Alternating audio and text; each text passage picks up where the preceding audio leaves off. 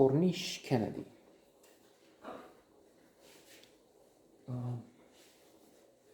So we have an interesting, if little, film here. Let me put on an alert. Not alert, I'm sorry. I'm not going to say what the end is. I'm just saying what the end should be for this note. Here, it should be one. Don't watch me now.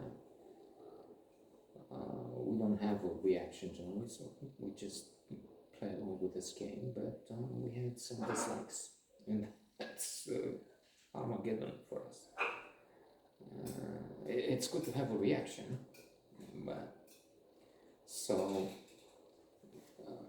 you don't need to react. You don't need to see it. That's the point. So we have a group of young people, in fact teenagers, that are playing a game. Games people play is classical psychology by Eric Berne. So they're involved in that somehow, in sepia. They're not adult yet. Only what they do here is simpler, I'd say, more basic. It's the claim of fire. They're on the coast, near the sea. The danger, and what they do is they, from very high up, they jump into the water. But that's dangerous because they need to jump down.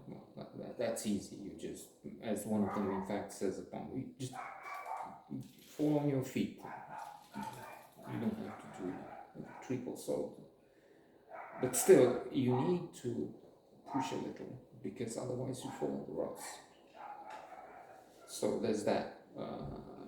Besides, if you fall in the water where it's just this, you see what I mean, just this deep, then you die or break your spine. You see what I mean? So there's a girl about their age who's watching from a distance, and she's filming with the phone. And then she comes close to them, and they can see in her phone that she is filming, and she's trying to, at one point she's looking into their things, and there's a comfort there. But she ends up invited to what? To you jump, okay, you did this, to accept the provocation and maybe become one of them, if you will, to some extent. And this made me think of another classical psychology, influence, by Robert Cialdini, 6 principles of influence. One of them is social proof, social acceptance. When in Rome, do what the Romans do is a proverb, which, like most or all proverbs, according to a luminary from here, is stupid in so many ways. But still,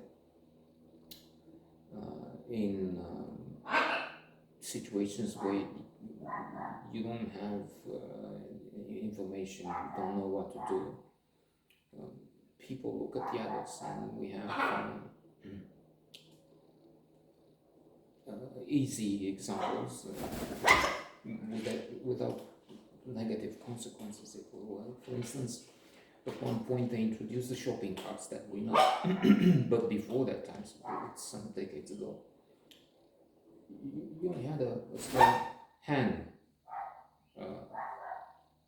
basket, if you will, but with hypermarkets, with consumerism, which is such a crisis that we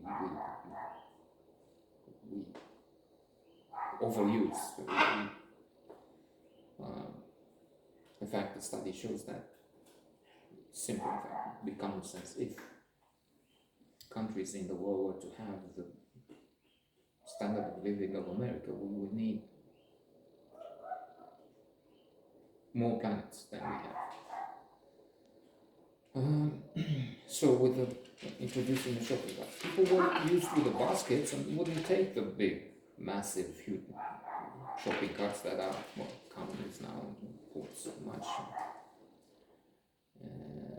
So they paid some people to pretend that they're shopping, to put things in.